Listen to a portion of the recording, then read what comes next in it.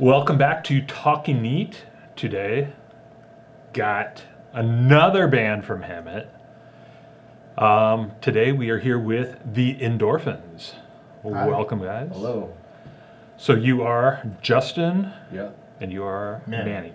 Yeah. So how's everything going? Pretty good. Pretty good. Same thing How you doing doing? today. That's it? Just about. I mean, just going about the day, you know? Have you guys been doing a lot of shows lately? Yeah. We actually just got done with, I want to say our 53rd, 54th show? Something like that. 55th. 55th, something like that. So is that like, I don't know, pewter, or do you guys like give each other gifts at like 50 or something? Yeah. Well, for the 50th show, we had a little celebration. We had like some of the better local bands come out, and we just all like jammed out and just had a fun little celebration to celebrate the Endorphinz finally making it, I guess you could say. 50 shows in. So all the bands, it's kind of like a community. I mean, they actually support your 50th show? Yeah, definitely. And that's the thing that's really cool about that local scene, is that we're really supportive. A lot of people are just supportive with each other, trying to help each other, lending bass amps, TOA, and other things like that. But, you know, like I said. Well, yeah, with TOA, when the guitarist doesn't even have his own equipment. Yeah, right. Yeah. He needs everything lended to him. Oh yeah. That's Tony for you, but hey, we love you. So it is a whiskey show. So we are starting out another bourbon day. Starting out with Rebel Yell. Ooh, sounds nice. Well, we're starting out with Rebel Yell, so usually things go up in Okay. price, quality. I picked this up at the grocery store. It was discontinued, so I got it for $4.99. Oh, nice. Now that's a deal. So yeah, you know it's got to be good. And if you guys want more or less, just let me know. For sure. Yeah, it's even got a plastic cork. I couldn't even afford the real cork. So are we supposed to be like smelling it like wine and stuff and be like, So This one for $4.99, it's actually pretty decent. I was shocked. Cause like, I mean, Jim Beam, Jack Daniels, Crown Royal, Yeah. those are kind of like Seagram 7. Those are all kind of like crap. Yeah. But this actually, it doesn't have like the complexities of like some of the other bourbons, but it's really smooth, goes down easy. It doesn't have like a weird aftertaste. You said you got this at the grocery store? Yeah. Wow. Yeah, I was walking by. It was $4.99 discounted, and I'm like, what the hell? Why not? Sometimes you have bands like The Odd Advantage come in and steal all your beer or your alcohol, and so you gotta have something cheap on hand. Yeah.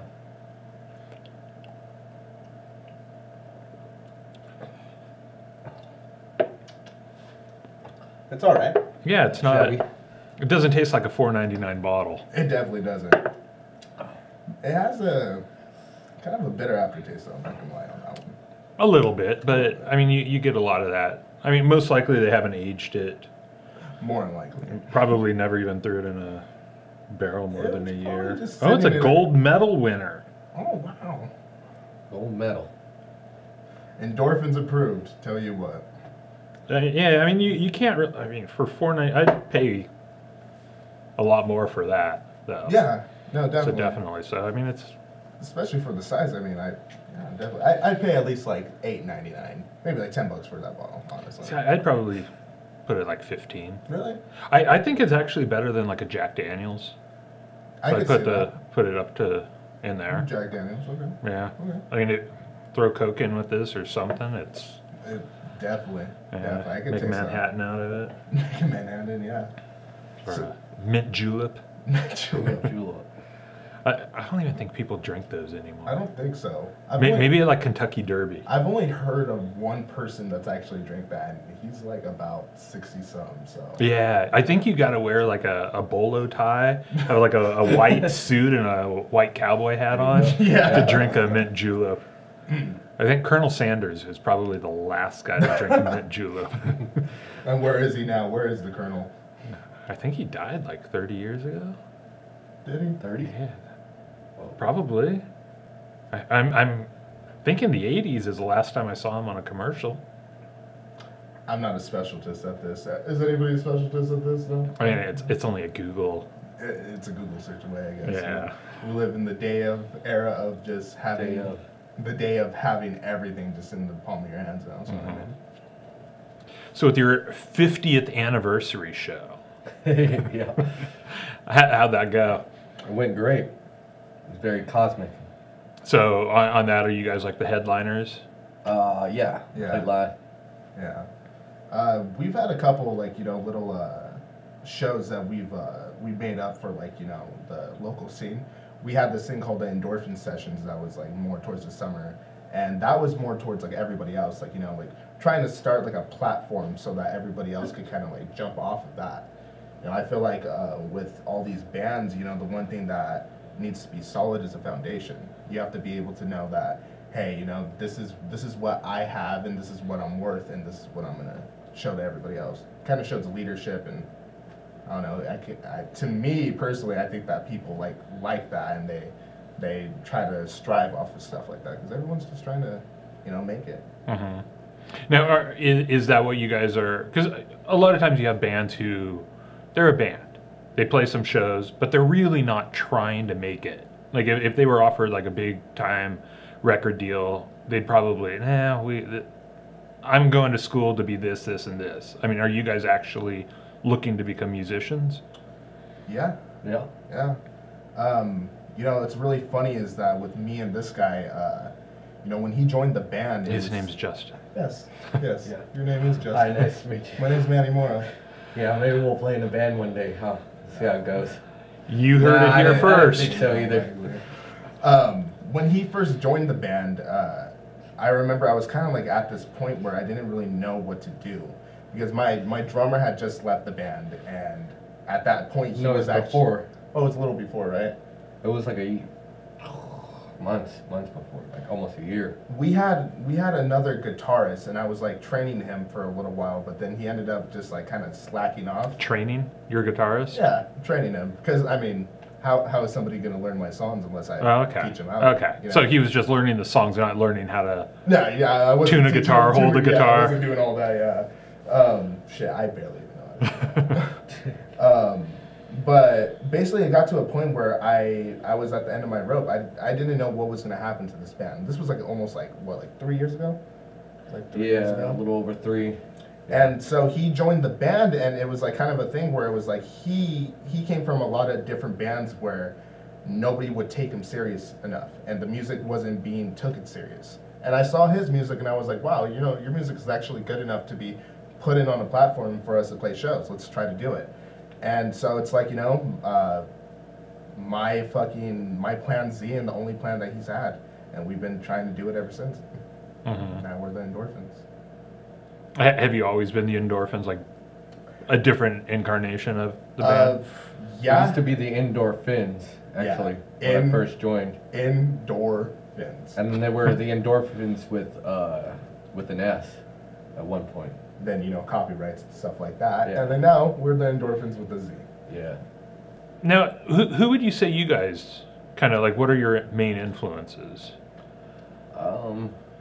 Well, we both have very different influences. I listen to music from all around the world, and mostly stuff rooted in the 60s, 70s, and 80s. And I hear a lot of 60s, kind of like that early rock or early kind of metal. Yeah, yeah. Especially like in the guitars and... Yeah, and that was one of the first styles I got into was like punk, the early 80s and 70s punk, Mm-hmm. when I was... When it was punk? Probably like 8, yeah, when it was punk, yeah. But when they were punk and... Yeah, Not but corporate sellouts. It ranges from, punk to classic rock to, flamenco, fucking bossa nova. Flamenco, I didn't hear that. Well, in the melodies and stuff, like I'll have like to feed off of go it, back. But yeah. So like, who are your influences? Well, I guess you could say the main one was Nirvana. That was like one of like the main staples for me just growing up. Like Fucking millennials. Like, hey. Thing about it though is that I grew up with somebody who was in that era. So I feel like I didn't just get into just Nirvana just because of that. I got into Nirvana because it was like passed down to me. And like with music itself, it should be passed down. And I went from that to listening to Frank Sinatra out of nowhere. Then from Frank Sinatra to just like you said, like going up to like classic rock and like, just like random things that not a lot of people would listen to. And then I got into oldies. I'm into a lot of 1950s music and stuff like that. Mm-hmm. You could say that, with our influences, especially even with my drummer, like my drummer is a punk head for sure, but he has so many other influences that are crazy. The thing about all three of us is that we relate more towards oldies, but in general, our music kind of diverts because of that. He's more into flamenco music and stuff like that, so his style merges with my style, which is more of a like I said, like not Nirvana based, because I try to make my music different from anything. Mm-hmm. But now you play bass. Yeah, right? we switch off. Oh, do you? Switch off, Yeah. Switch off on vocals and guitar. Depending guitar, on bass. the song Yeah. what we wrote, then we'll just kind of decide. Okay, well, you're gonna play guitar for this one. Well, I'm gonna play. So now, do you play bass when you sing, or are you playing guitar when you sing? Both. Really? Yeah, either or. Either or. Yeah. Because I've always heard it's so much harder to play bass while you sing. It is pretty definitely challenging. We got one where I sing lead and play bass, and it's a very strange riff. Sorry, it's called the Ripper, and it's just really weird to try to sing to it, but it's very interesting and challenging, Mm-hmm. It definitely Yeah. opens your mind. And Yeah. it's cool, because with guitar it's solid. Usually you're like, most guitarists nowadays are just singing along with their guitar riffs. Mm-hmm. With bass lines, what's Chord, really yeah. cool is that you have to kind of think outside the box. Of course, you're trying to make a bass line that's solid. So while doing that and still being able to keep your melody scheme right, that's just on a challenge that I can't even explain. But Mhm. it's definitely fun. It's definitely fun once you get it right, because you know that you have a solid bass line that you're singing through, and then you have a solid guitar line, and then of course with drums, Mm-hmm. and it makes everything. Yeah, definitely. When it all comes together. Yeah, Yeah. definitely. So we're moving on. Are we mixing it? Are you Hey. gonna finish yours? Whatever's better. Huh? You got a little bit left. Come on. Do you want more, or Sure. is this? Yeah. So this is more for you. This is Elijah Craig. Elijah Craig.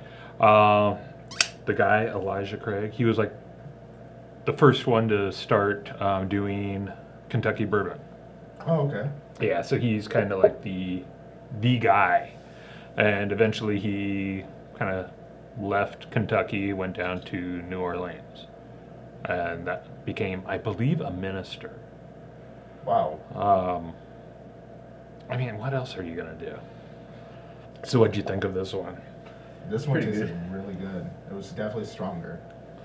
Yeah, it is. I think it's like Rough around the 14. edges. Yeah, 14 proof higher, so about Yeah, 7% good. more. That clean flavor.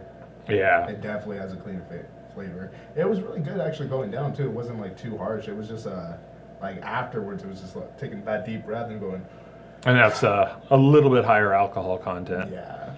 But yeah, overall though, I really like that. Yeah, it's a good one.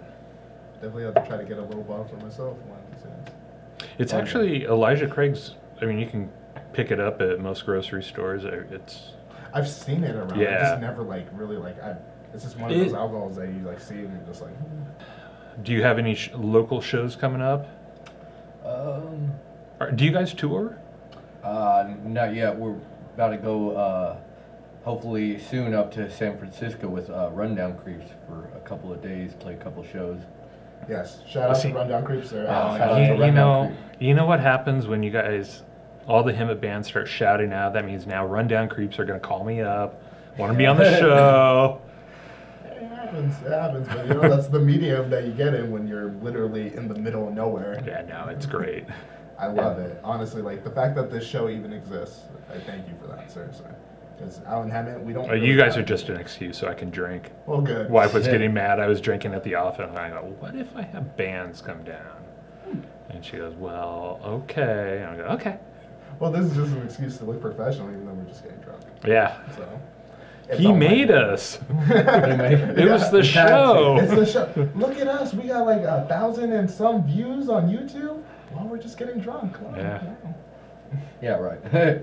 San Francisco Yeah. for a tour with the Rundown hopefully Creeps. that'll be coming up soon. Probably around the end of this month, the beginning of next month. Yeah. Oh, okay. Yeah. But besides that, you know, honestly, like right now, we've been more focused on getting like more merch together and getting more stuff like that. Because if we're gonna start doing this stuff with the Rundown Creeps, we have to have a lot of stuff ready. I feel like, you know, we've already hit that staple to where in Hemet everyone knows us. So we don't have to worry so much about like pushing it so much, playing so many shows, because now like mediums like this is gonna help us even more get farther. We need to expand outside of our territory, you know. Yeah. But we only have an audience in India, so Oh, well, that's perfect. it. That's what I wanted. There we go. We haven't been there yet. Any place is good for the Endorphinz, honestly. We're just trying to hit any region we can at this point. It's all home. do you guys have plans for like by this time next year or later this year we want to get outside of California? Yes, definitely. Hoping to have an album, a full album finally. And then More recorded material, yeah. and then from there, just like really start to throw out more material, because like, you know, we have about like 18 songs, We have 19. and we still have like notebooks filled with songs that we Yeah. just haven't like worked on. The thing with me and him that's really fun is that we kind of just like, we'll just be like, okay, it's your turn to pick a song out of your scrapbook, and we'll just like go with his song, or go through my scrapbook and just pick a song. That's what's really fun, is that like in the beginning I was just making all the songs by myself. This was like 5 years ago. I was making all the songs by myself, so it was a lot of stress, honestly. And then once he joined the band, it was way less stressful, because he already is a great musician at it, as is. But then going from that to being able to write his own music, to be able to sing, and to be able to perform at the right manner that we need him to be, it's great, honestly. It's way less stressful on me. And with my drummer too, Gabriel's just amazing. Honestly, like he really glued everything together. And Yeah, Gabe's the shit, honestly. shout out to He's Gabriel getting- Holgein. Shout out to Gabe. You get better every time. Yeah. Yeah. You didn't have to show him how to play? No training? You know, the thing that's really funny about him too is that it was another situation. We lost our drummer, and I didn't know what to do. We were done after that. We had nobody that could ever play drums for us. Yeah. And he was a friend of a friend. Like I knew him in high school. We were friends, but we didn't really hang out as much. So then he like saw a couple of our shows, and he knew that we needed a drummer. He was like, "Hey, dude, let me try." And mind you, the last time he played drums was when he was like 7 or 8. Oh, It's like wow. 10 yeah, or something. Yeah, 10. And so I sit down with him, and I'll never forget, I played Scooby-Doo with him. Scooby-Doo. It was like some random cover that I knew, and I played it with him, and he knew how to play. Like the theme song to the Yeah, cartoon? Yeah. Yeah. Scooby-Doo theme song, yeah. Yeah. And he nailed it, and then from there, he just like... He was a slowly- natural. Were there? Yeah. There were no drum parts in Scooby Doo. No, there... Or... Yeah, there were. Actually, yeah, there is it in was- the original. When you're watching the cartoon. Yeah, if you listen to the theme song, yeah, you hear Yeah. it. There's a little snare It has roll, to be. and then a little crash, and then Scooby-Dooby-Doo, where are you? Oh yeah, you're right. I don't remember the drum parts to that. I just thought it was like. It's super subtle, man. Like, you would listen to it, it's like just like background noise almost, but it's there. There's Wow. noise, yeah. And he was able to just like pick that Yeah, up. he was just able to pick it up like nothing. And I was surprised. I was taken back, because I was like, "Didn't you say you never drummed before?" And he was like, "Yeah, just playing." Okay, you're in the band then. Let's do it. And he's been in the band now for 2 years? Yeah. Yeah, 2 years now. And it's been fucking great, honestly. Yeah, about cool. 2 years. Around this time is when we played our first show with him. Yeah. Yeah, in February. So it's 2-year anniversary actually coming up. Yeah. Another reason for a big show. Yeah, there you go. There's a lot of things coming up that I'm planning out, and I'm hoping that we're going to get another big show coming up, another Endorphinz sessions. Hopefully get some local bands together, like Ricochet or Ross DeCali. That's actually one of my favorite bands. actually in the local scene. I heard really bad things about Cali. Yeah, Yeah, me too. Honestly, they're a bunch of slackers, Yeah. but it's okay. With enough work and enough dedication, You know what, maybe- you guys can make it. Maybe if like some of the members are your driver or something, they like some of you guys, your talent will wear off on. Oh, I would never trust any of them driving my car, I tell you what. But anyways. No, but like that's another thing though, is that, we're driven by all the music that's around us. There's a lot of good music. I mean, like, the bands that we're just mentioning, like Cali is like an example of like a band that could really come out of nowhere and just become super big. Like they're one of the biggest bands in Hemet right now. But then we have other bands like The Odd Advantage that came in here. They've been a staple of Hemet since I first started this band. So it's kind of one of those things that I've always been like, okay, what can I do to try to like get to that level or to even up that? Because like in the end, it's a friendly competition. We're all like trying to like make it out there. We're all trying to do our thing and help each other along the way. Mm-hmm. And then of course we're big fans of Ricochet. That's another band. Yeah. Dave French is the shit, and he probably comes out with a new song like every week, you know what I mean? And he just teaches it to his band, and they just like get it, and they fucking, I don't know, they're crazy, and it's very creative, and with the chord structures and patterns that he goes about, and the way his vocal melodies, and it's really, true genius. So it's literally taking everyone's like side of their music, putting it together, and just kind of morphing it into something else that we like to call the Endorphinz. Mm-hmm. That's what we've been doing. It's really good that you guys have like kind of that. All the bands are kind of like a family, because I came up in Hollywood, and it's a dog-eat-dog world. Yeah, it's very cutthroat. Well, you got out there, people don't come from like Iowa to Hemet to get discovered and signed and play and all that. Right. They go to Hollywood. Yeah. And so you had all these bands showing up who didn't know the band over here or over there that they were playing with, and they didn't care. It was us against them.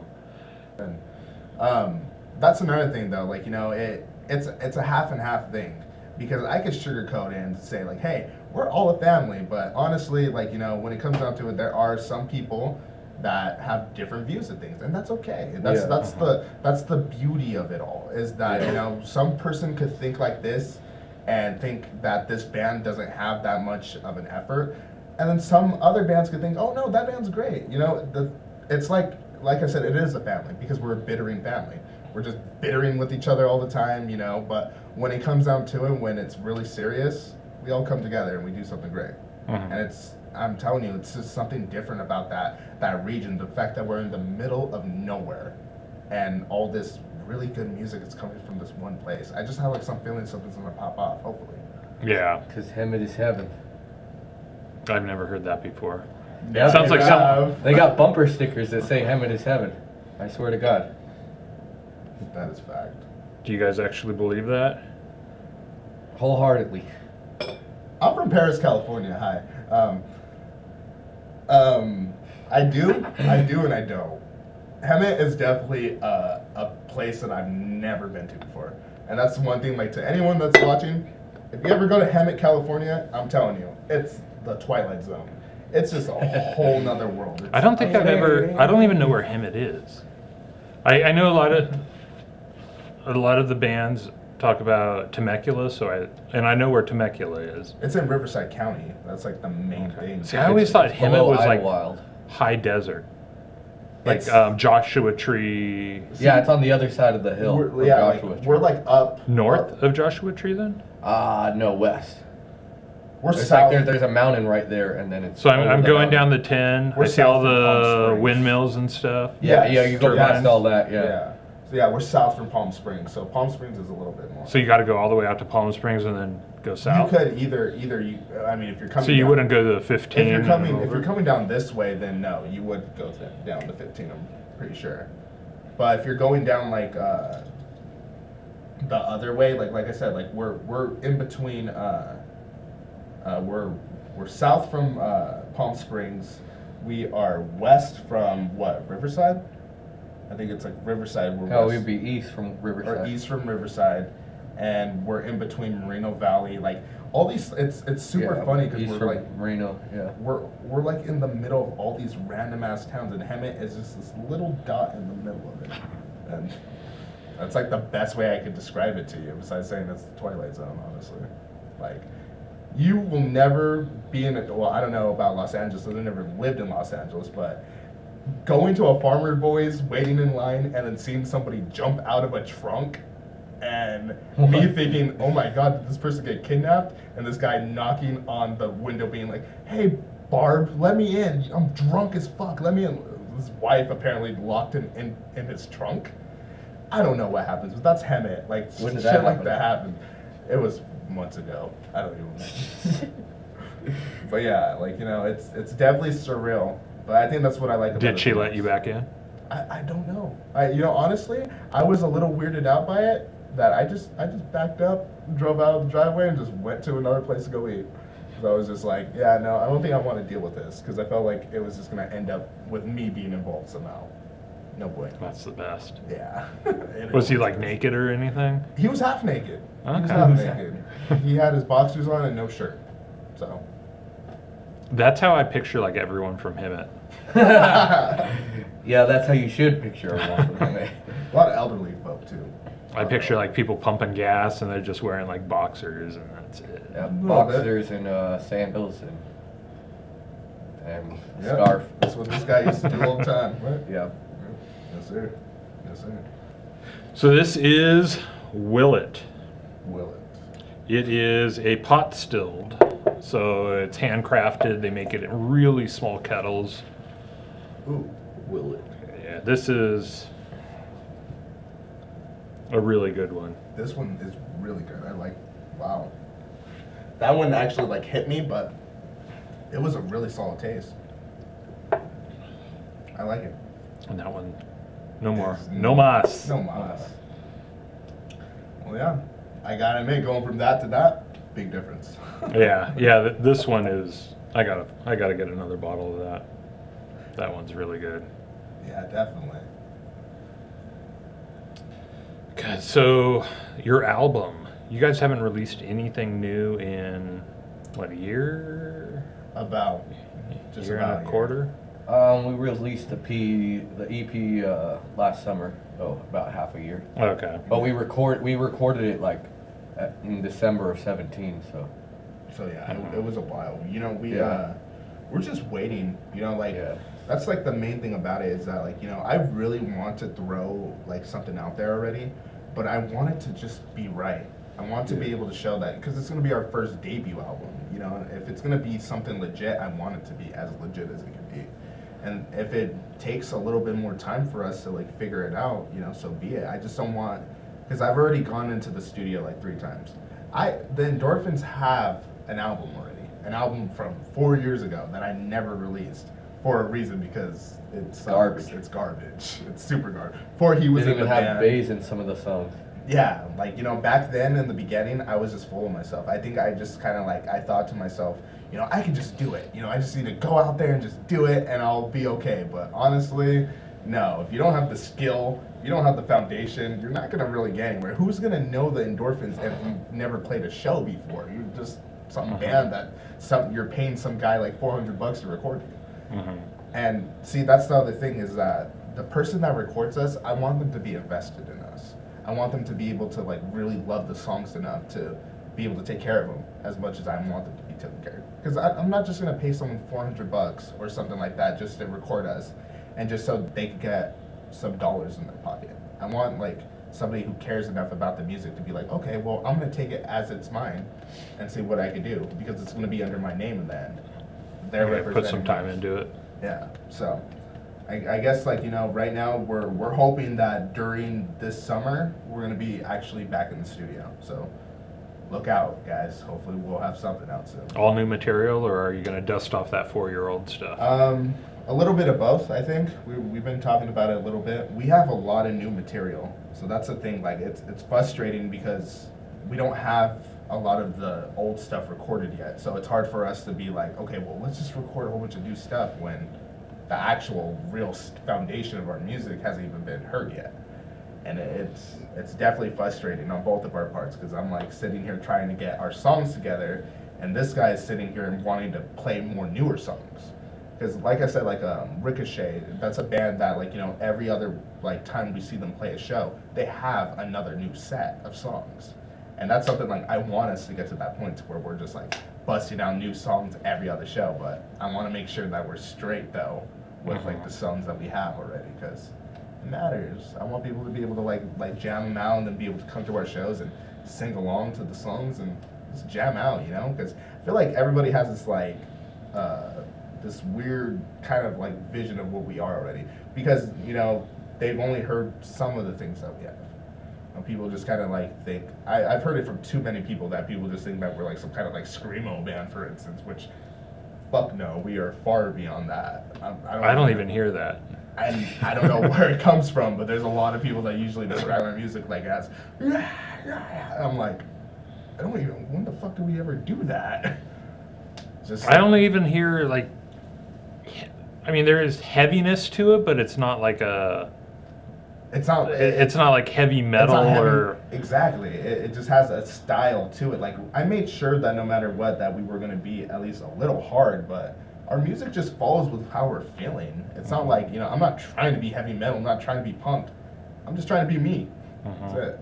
This comes down to us just trying to express ourselves, and people just are so much in a bubble trying to like describe, oh, what is this band? What is this band?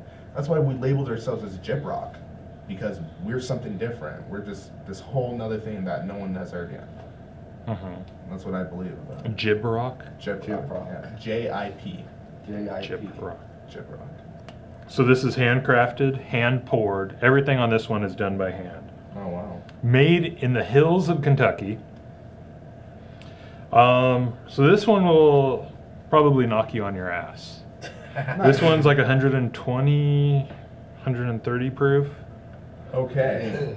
This one can power your tractor. Okay. Nice. Probably should have told you before I poured you some extra. Yeah. It's going to be a little bit harsher than, especially than this. I mean, this is just so smooth. That was just like. Oh, what's 120? That's like 60%? Yeah. This is, yeah, it's about a 120. He's good at math, by the way, if you guys definitely know. He's really good at that. Okay, well, bottoms up. I mean, you can smell the alcohol on this one.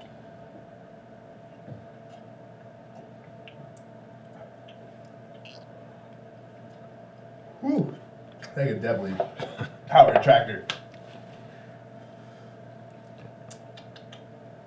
There's a little bit of like some spice behind that.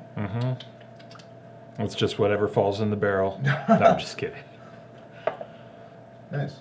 Now this one is, God, I think this one was sent to me, so I have no idea how much or anything, but it's a pretty kick you in the ass bourbon. Definitely. I mean, it's like the true style bourbon. This is what people were drinking back in the 1800s for sure. Well, and that's how it was. Bourbon used to be really, like, whatever percentage came out of the barrel, that's what they went with. Yeah.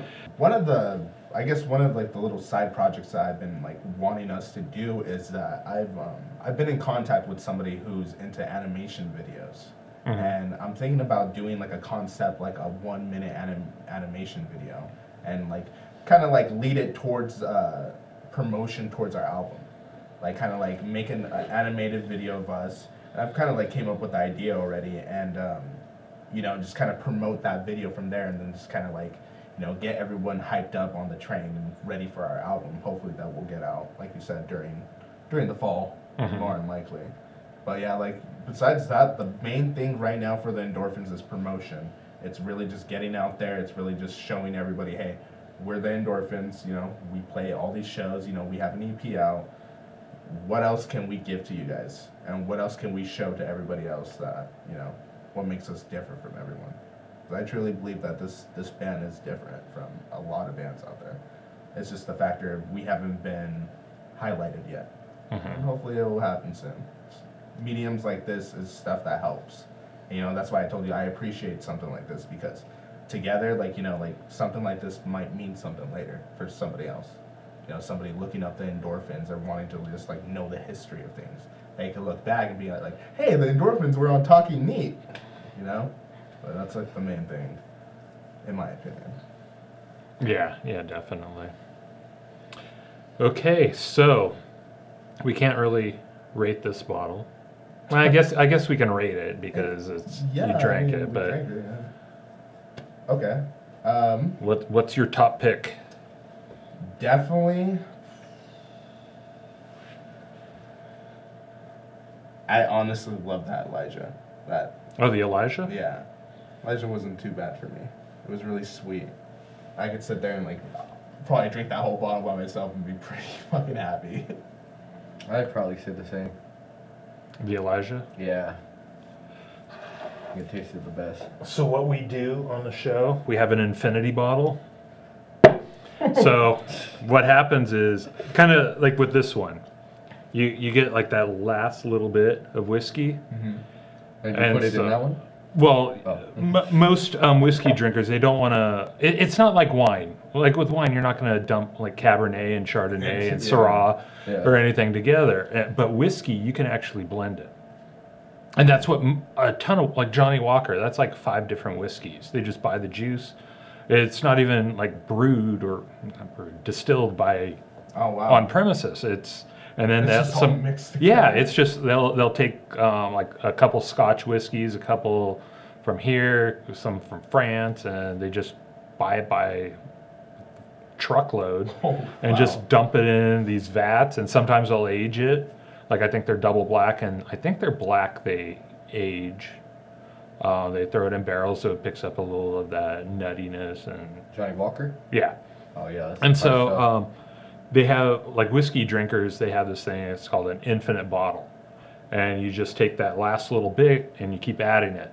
Like, so when you get, not this much, but when you get down to like a finger or something, you'll take that, pour it into this one, and when you kind of get really low on the next bottle, you pour it in. And after like a year or so, the flavors just keep blending, and you end up with, hopefully, a good whiskey. Wow. And so, because you guys picked Elijah Craig, load up a shot. You got to sign the bottle. Okay. And dump the shot in, and you guys will be part of Talking Neat history. Nice.